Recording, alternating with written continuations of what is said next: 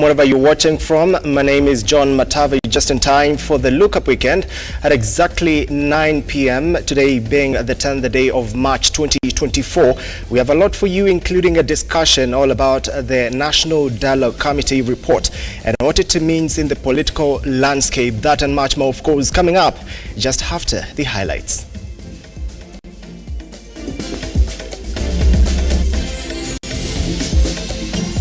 Vijana walikuwa wanauziwa sumu kisemekana ni pombe, wanalala kwa mitaro, wengine wameoa wasichana wazuri, wanalala chini ya kitanda, msichana hako juu ya kitanda. Tonight, I am ready to pay the price of illicit brew, says Gachagua as he vows to soldier on with the fight. Securing the North, DCI boss Mohamed Amin calls on the northeastern residents to work closely with security agencies to keep the region and the country safe. And national politics of the Nadco report dominates Sunday services in the Rift Valley as political leaders give their take.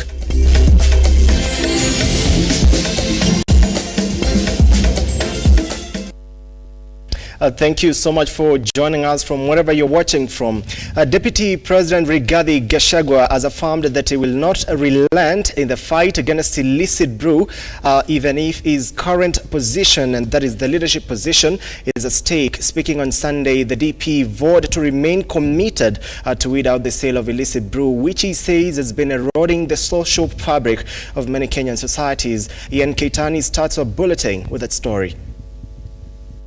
With the fight against illicit brew taking shape just a few days after the government, through the Ministry of Interior, gave new directives regarding the sale of alcohol across the country, Deputy President Rigathi Gachagua now says the government will not relent in its quest to deal with the menace, noting that no one will be exempted. So, wiki iliyopita tumetoa masharti kali. Tumesema hakuna mtu atakubaliwa kutengeneza sumu kuiita ati ni pombe auzie watoto wetu.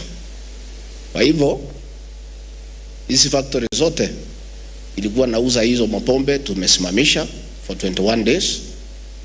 They apply afresh. Zile zote illegal zinauza sumu zote tumesimamisha. Mabaa karibu na shule tumefunga.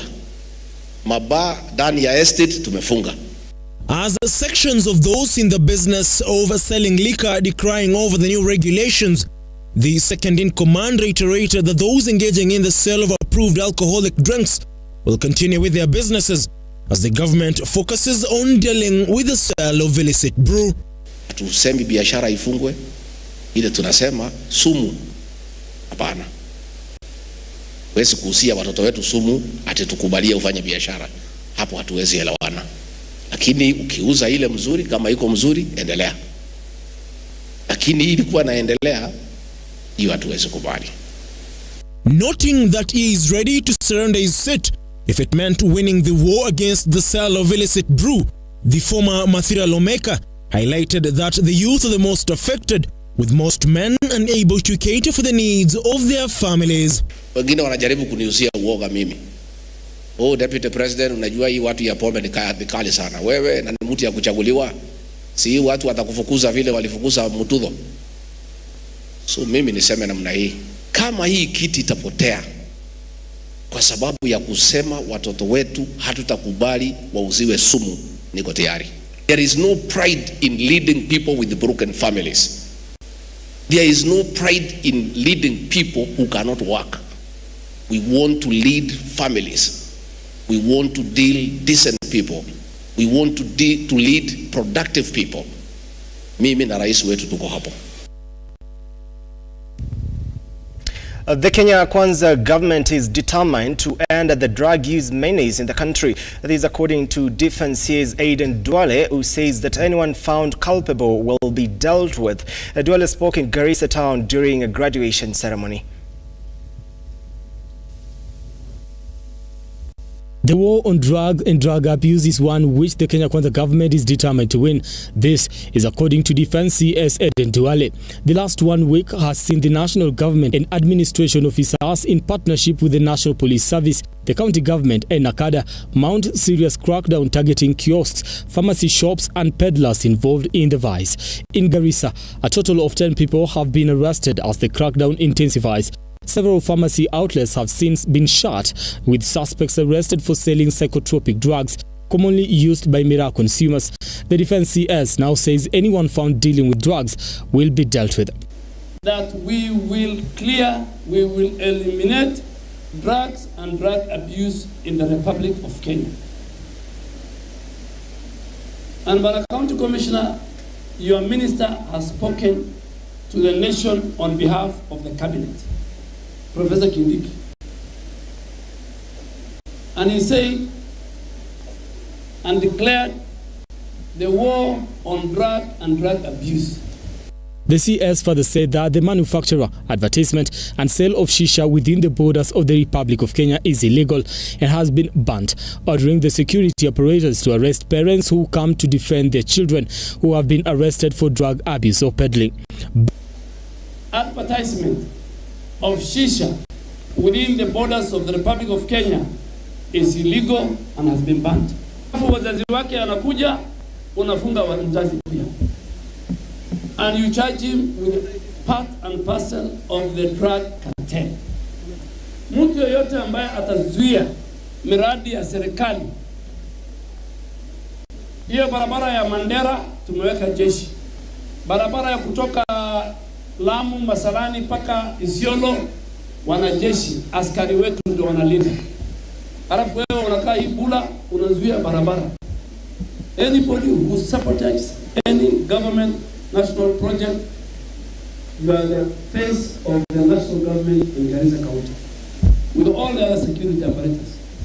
Naomba kuungwa mkono na maafisa wote wa serikali na wakubwa wote wetu hapa wa serikali akiwemo waziri wetu kwamba vita hivi ni lazima tufaulu, kwa sababu hatuwezi kusomesha watoto wetu wa kike alafu huko nje vijana. Cocaine and Mira are among the most abused drugs, making the county fall on NACADA's list of counties affected by drug abuse menace.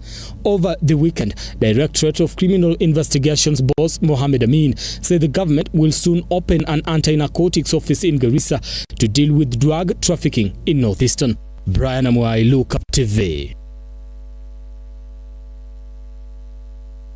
Nandi County Senator Samson Cherargei has assured Kenyans that the parliament will take its time to collect public opinions and evaluate the Nadco report that was submitted to President William RUTO and azimio leader Raila Odinga on Friday. Speaking in Embu County, Cherargei emphasized the National Assembly's importance in taking time and debating rising issues of gender equality and funds for ward representatives.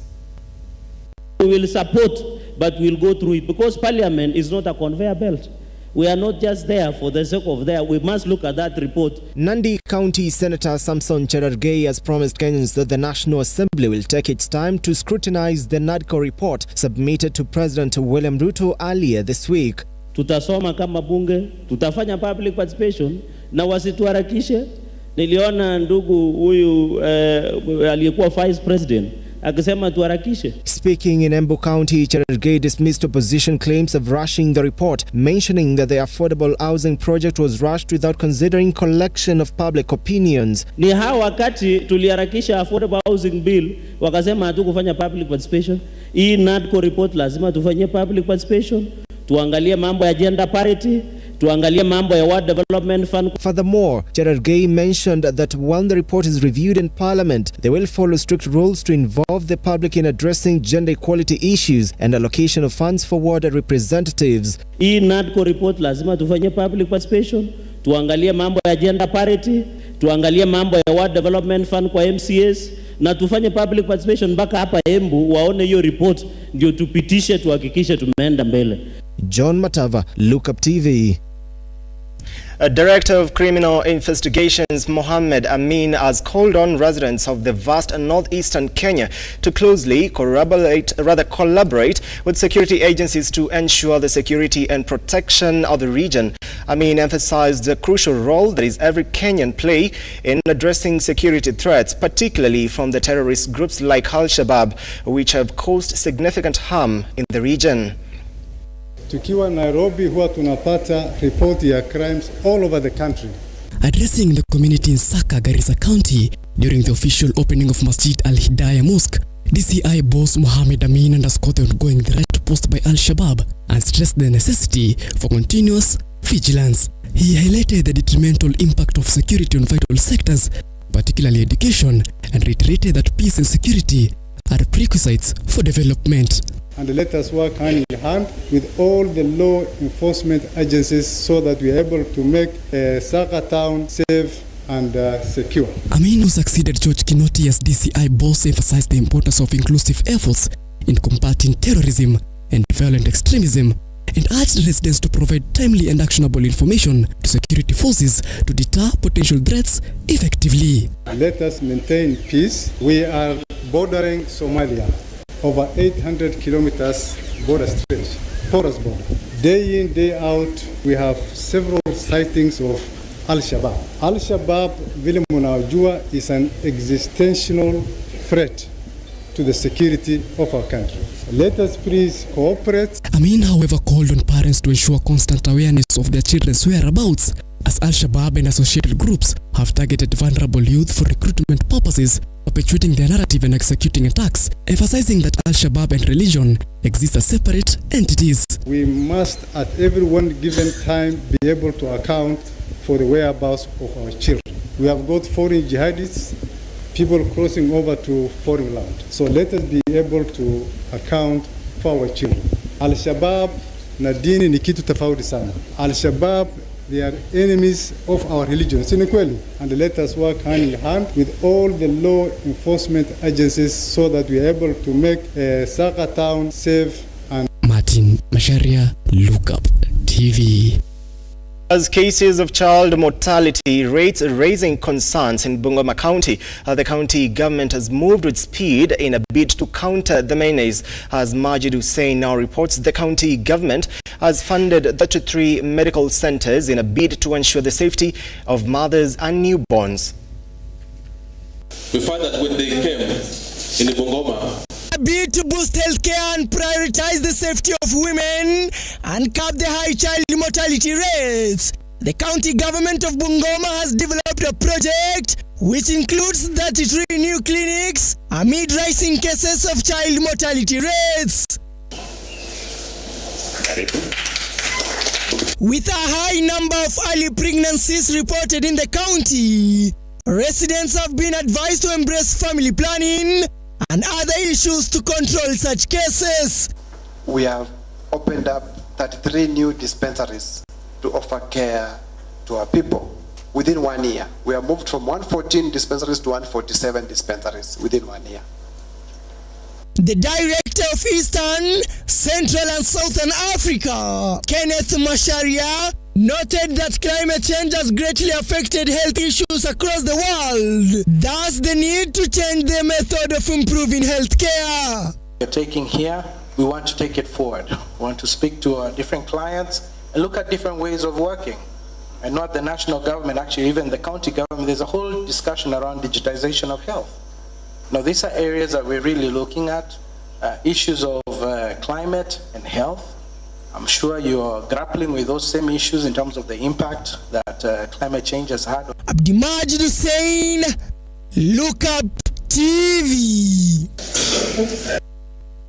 Scrap metal dealers have decried the FT license fees imposed on the operators, saying that is hurting their businesses. The dealers are calling on the government to reduce the license fee, arguing that the fee was prohibitive, especially for small-scale traders.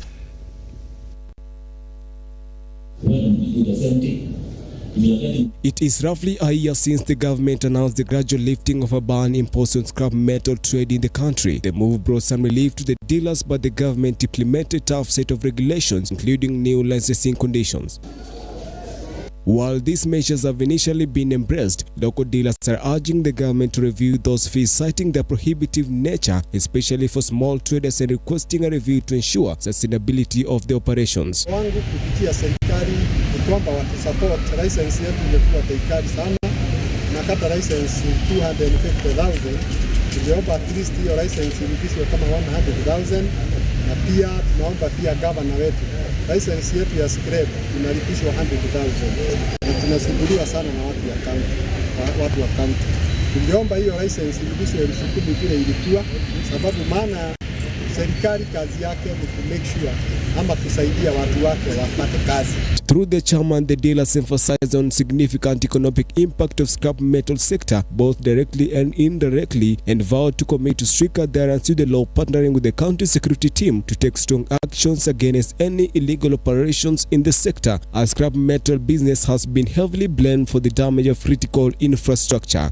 Sisi tumeandika watu karibu watu 1,300 kwa hii kaunti yetu ya Nakuru. Kwa hivyo wale watu tunasaidia indirect ika karibu watu 1,000,000. Kwa hivyo sisi tumechangia sana upande ya economy. Kuna watu ambao wanatusumbua, wale hawatosheki. Kuna watu wanataka kukula mali ya kule. Hawa ndio tunakasana na hawa. Tukijua mtu anaiba vitu vya watu ama anaharibu mali ya serikali, tunakaribiana naye, tunang'eng'ana naye ama tunamchukulia hatua kali.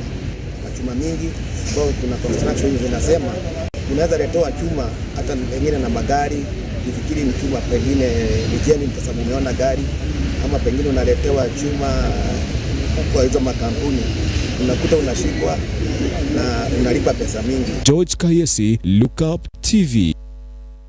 And that story by George Kayesi takes us on our first break right in Lookup Weekend at exactly 18 minutes past 9 p.m. Stick around.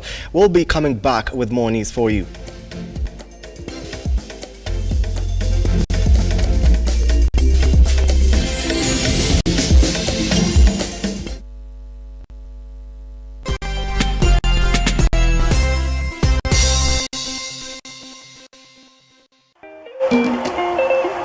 Kwa majina naitwa Ivy Jambi, nimetoka Eldoret na mimi ni mshindi wa loto wa 1 million.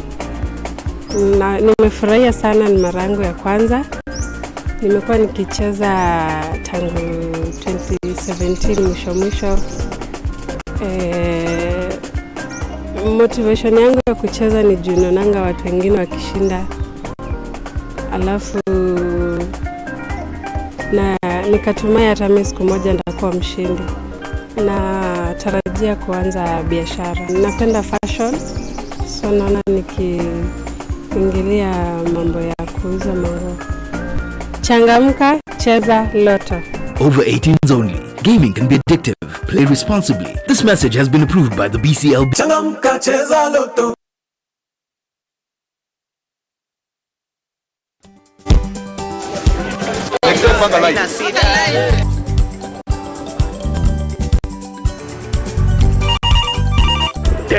Mambo ni mawili, kufikisha, kumwaga na kurudi. Kulala ni mwaka mpya.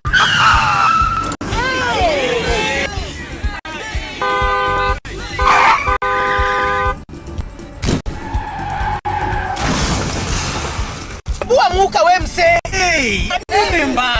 Wewe kwani wani vile dereva anaendesha gari vibaya, lazima tususe. Anaendesha gari na kwa simu the whole time, hata angalia barabara.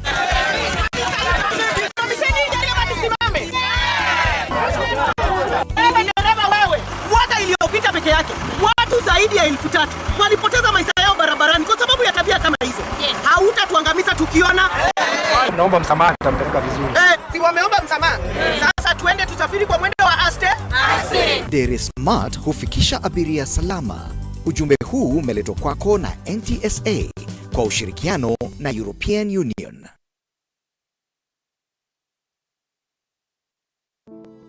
Save a Life is a non-profit organization that has taken the front line in transforming lives in the entire country.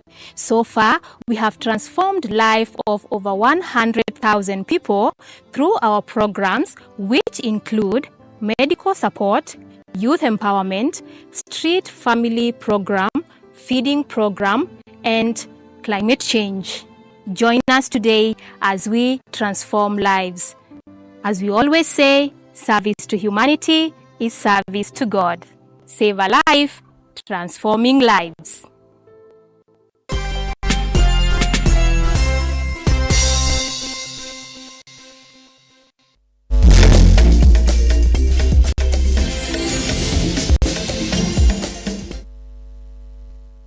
Welcome back, and thank you so much for staying with us. In what has been termed as a step in the right direction, women in the West Pokot County who initially were vulnerable have made significant strides in beating the poverty trap. The women who have formed groups are using beads to make decorative products as an income-generating activity to fight high poverty and peace building in the region. Maureen Bosira with more. Not long ago, indigenous and rural women in pastoral areas faced several barriers as they sought opportunities that will set them on an equal footing with men. Inequality between women and men was widely apparent, but it is now a new dawn for indigenous and rural women who have changed fortunes after acquiring skills to get themselves out of the extreme poverty. According to Monica Siliang, a rural woman from Batei village, says that women have been sidelined and left in the dark for a long time but are now empowered, adding that women used to be circumcised, married off and burdened by household chores. Siliang narrates that men didn't value women as they were not allowed to own property or wealth, hence not allowed to participate in decision making. Kuna shida mingi sana ambazo mama wanapitia. Kwanza mambo ya tohara bado iko, na kwa hivyo mama wako na changamoto nyingi sana ambazo zinatokana na tohara, na pia wamama hapa wanaozwa wakiwa mapema sana. So wakiwa wadogo wameshaitwa wanawake tayari na wako na watoto, na kwa hivyo ni wamama ambao kiasi wako na wameweka bidii zaidi ama nguvu zaidi kukua wamama. Na kwa hivyo tunataka tu kusimama na mashirika zingine zote kusema kwamba tunataka kupinga yale mambo ambayo ni negative katika community yetu ya West Pokot. Tunataka kutetea wamama ili waweze wainuke katika uongozi wa taifa na uongozi wa county hii, na pia wamama waweze kufanya biashara, waweze kuwa na pesa zao, wasiweze kutegemea wanaume peke yao. Speaking during the International Women's Day in Morpus area, West Pokot County, Leah Okero, the country director for Village Enterprise Organization, said there is gender balance in the region, adding that they will fight out retrogressive practices and promote women in leadership positions. We are happy to be in West Pokot. We are implementing projects with the Peru Rays of Hope. This is International Women's Day. We are proud to say that women are taking charge, but we have taken charge of reversing the negative effects that we've had in our landscapes, and we have taken charge to restore them. Maureen Bosire, Lookuptv. Students in Mombasa County were for the first time exposed to robotic sciences during the Mombasa Robotic Festival. The challenge tests the students' ability to code and solve real-time through the robotics. The winner of the challenge will get a chance to represent the country at the International Robotic Festivals in Michigan, May this year.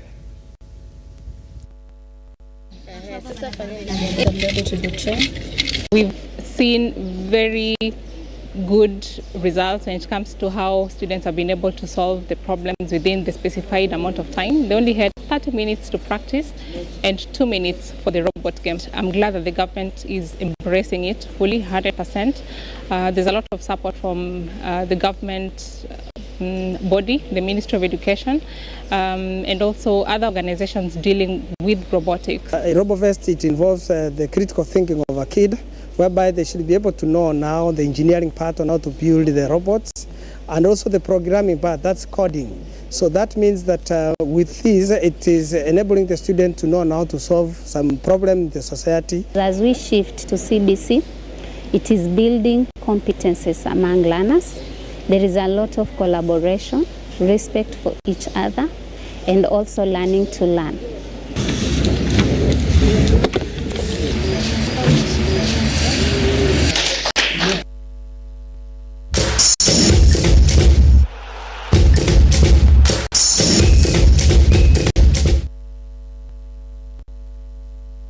Time for some sporting action. Millbrook School emerged the winners of the quarterly continental skating event held in Nairobi this weekend, with Alibad and Menengai snatching second and third respectively.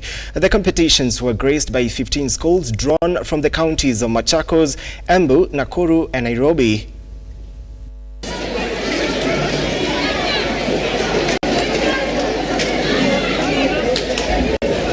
Generally, skating is an expensive sport, but tukipata support from maybe the government na well-wishers, also sponsors from other corporate companies, itaweza kugrow kabisa Kenya. Passion, number one. I will start with passion.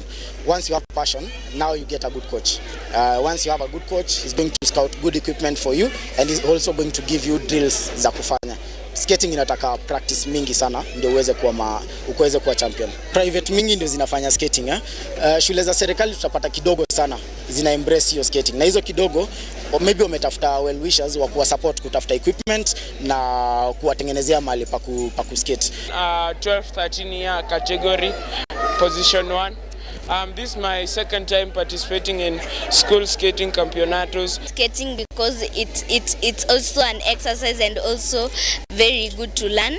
I am planning to continue with the sport of skating so that I can also represent Kenya. For only the second time this season, KCB RFC lost 14 points to 10 against Kabras Sugar in the Kenya Cup fixtures played at the Kakamega Showground. KCB head coach Kuti Zolago says the team is now focusing on the upcoming semi-finals, where the Bankers are expected to play against the Kenya Harlequin or the Menengai Hoilers.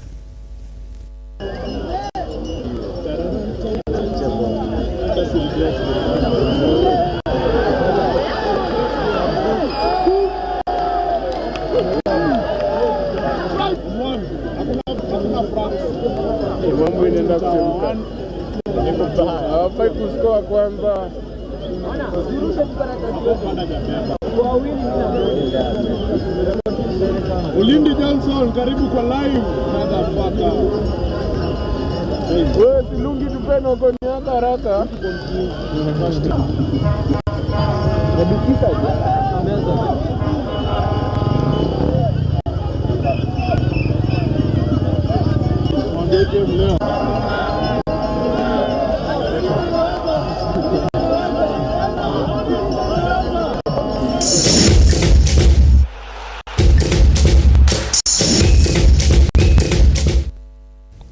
Many thanks for joining us on this broadcast. At exactly 28 minutes past 9 p.m. you're now up to date on Look Up Weekend. My name is John Matava. Our sign language interpreter tonight has been Felista Adundo. And of course, remind you to stick around for the discussion tonight on the Week in Focus, all about the Nadco report and what it means in the political landscape.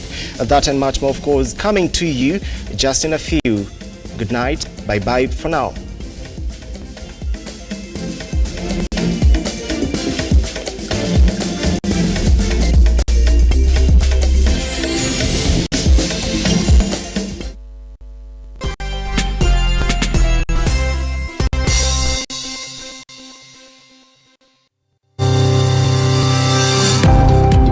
So this is what makes sense to me as a business